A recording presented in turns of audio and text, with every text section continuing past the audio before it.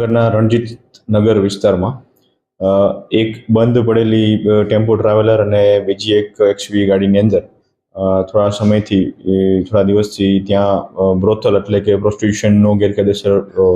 પ્રક્રિયા ચાલતી હોય એ બાબતની બાતમી મળેલી હતી, જેને અનુસંધાને ઉદ્યોગનગર ચોકીના સ્ટાફ અને city C division police station દ્વારા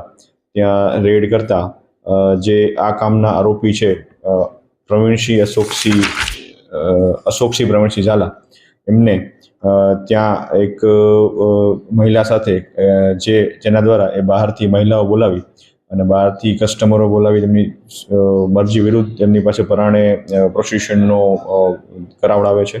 અને આ બાબતની ફરિયાદ ઇમોરલ ટ્રાફિકિંગ પ્રિવેન્શન એક્ટ 1956 અંતર્ગત સિટી સી ડિવિઝન પોલીસ સ્ટેશનમાં દાખલ કરવામાં આવેલી છે. અને આમાં એક ફરારી આરોપી છે કે જે દિલીપભાઈ દ્વારકાવાળા તરીકે છે, એનું નામ પણ આમાં તપાસ દરમિયાન ખોલવામાં આવ્યું છે. અને આમાં અગાઉ કેટલા સમયથી આ પ્રકારનો ગુનાહિત પ્રવૃત્તિ ચાલતી હતી અને બીજા કોણ કોણ આ સિન્ડિકેટમાં સામેલ છે અને